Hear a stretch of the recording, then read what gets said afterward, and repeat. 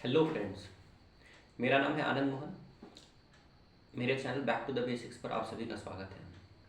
दोस्तों, मैंने 2023 की मेंस की परीक्षा लिखी है।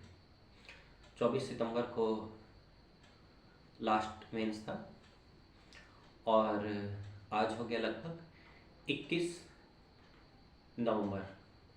मैं मेंस के रिजल्ट का वेट कर रहा हूँ। क्या आपको पता है कि मेंस का रिजल्ट किस दिन आएगा?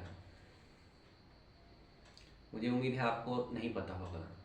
नहीं मुझे पता है, ना ही किसी कोचिंग वाले को पता है। दोस्तों, एक्चुअली इस क्वेश्चन का आंसर किसी को नहीं पता है। देखिए, जनरली जब मेंस की परीक्षा हो जाती है तो उसके 2 महीने के बाद रिजल्ट आने की संभावना रहती है। तो 2 महीने का पीरियड लगभग बीतने वाला है, बीत चुका है। तो अब रिजल्ट कभी भी आ सकता है, यानी नेक्स्ट 10 डेज में या 15 डेज में आपका रिजल्ट आने की एकदम भरपूर संभावना है। तो अब आपको इस टाइम में क्या करना चाहिए? एक तरीका तो ये है कि आप गूगल पर और यूट्यूब पर लगातार ये सर्च करते रहें कि रिजल्ट कब आएगा, रिजल्ट कब आएगा, और अपना टाइम वेस्ट करते रहें। साथ के साथ खुद को भी परेशान करते रहें, क्योंकि आप बार बार यूपीएससी की वेबसाइट चेक करेंगे, यूट्यूब पर जाएंगे, गूगल पर जाएंगे, परेशानी तो होती ही है। एक्सपेक्टेशंस जुड़े हुए होते हैं। एक्सपेक्टेशंस फुलफ़िल होते हैं तो अच्छा लगता है, नहीं फुलफ़िल होते हैं तो बुरा तो लगता ही है। दूसरा तरीका ये है दोस्तों, आप सभी ने यूपीएससी मेंस की परीक्षा लिखी है। आप सभी लोग काफ़ी मेहनती हैं, क्योंकि आपने प्रीलिम्स क्रैक किया और फिर मेंस लिखा, मेंस के एक प्रोसेस से गुजरे। तो आप डिजर्व करते हैं कुछ हैप्पीनेस। आपने सोच रखा होगा कि मैं ये बुक पढ़ूंगा, या फिर ये वेब सीरीज़ देखूंगा, या फिर ये मूवी देखूंगा।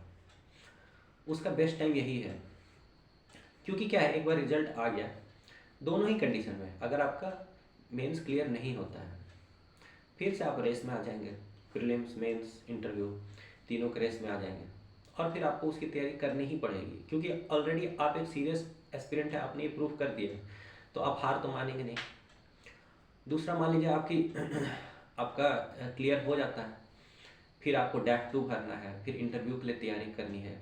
इंटरव्यू सबसे ज़्यादा अनप्रेडिक्टेबल स्टेज भी है। जनरली लोगों को पता ही नहीं होता है कि अंदर क्या होगा। बाहर मॉक इंटरव्यू लेने के लिए सारे कोचिंग परेशान रहते हैं कि मेरे यहाँ मॉक दे दो, मेरे यहाँ मॉक दे दो।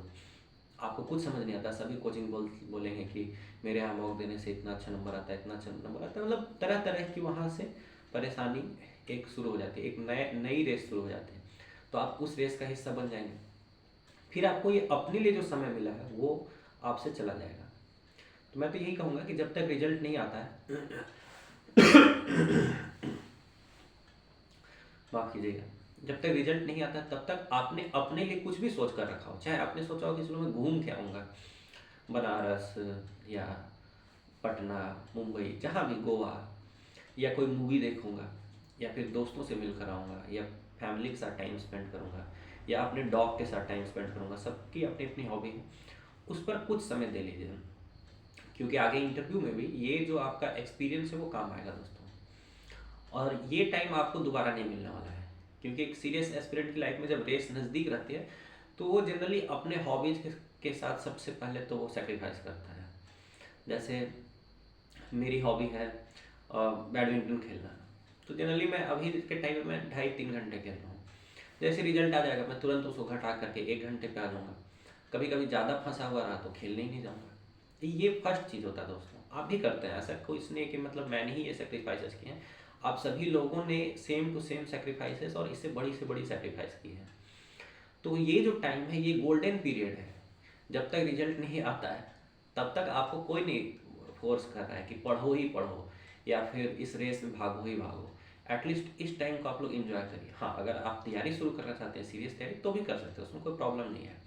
बट इस टाइम को खुद को परेशान करने में मत लगाइए कि रिजल्ट कब आ रहा है, नहीं आ रहा है। अरे आएगा या नहीं आएगा, रिजल्ट आने के बाद भी आपका सिलेक्शन होगा या नहीं होगा। दोनों ही केसेस में देखिए, मजबूती बना के आपको तो आगे ही बढ़ना है। तो इस चीज़ को जानने दीजिए एग्जैक्टली कब रिजल्ट आने वाला है। और मैं इस बात में भी उम्मीद रखता हूँ कि आप सभी लोग कई सारे ऐसे टेलीग्राम ग्रुप से जुड़े हुए होंगे, या फिर कई सारे आपके रिलेटिव जो हैं वो आपके बदले ऑलरेडी आपका रिजल्ट सर्च कर रहे हैं। कुछ तो रिलेटिव ये चाहते हैं कि आपका नाम हो, कुछ नहीं चाहते कि आपका नाम हो। बट दोनों ही केसेस में वो रिलेटिव, रिश्तेदार, दोस्त जो है आपका नेम सर्च कर ही रहे हैं लगातार। कई बार आपके जानने से पहले आपका कोई दोस्त, आपका कोई रिलेटिव वो रिजल्ट आपको देख करके बता देगा। उससे अच्छा कुछ नहीं होता दोस्तों, कि जब तक आप बैडमिंटन खेलने गए हैं, खेल करके आए, आपको पता चला कि आपका सिलेक्शन हो गया है, ठीक है, या फिर आप कुछ कर रहे हैं, ऐसे मूवी देख रहे हैं और कोई बता दे कि आपका सिलेक्शन हो गया है, या फिर आपका सिलेक्शन नहीं हुआ है, हालांकि ये तो दुखद होगा, बट फिर भी कोई और बता दे, आपके जानने से पहले ही पता चल जाए आपको दिन भर ये समय वेस्ट ना करना पड़े कि रिजल्ट कब आ रहा है, रिजल्ट कब आ रहा है, इससे बेटर कुछ नहीं होता है। तो इसीलिए मैं आपसे रिक्वेस्ट करूँगा कि यूट्यूब छोड़ो, जाओ मस्त अपना लाइफ चिल करो। Thank you.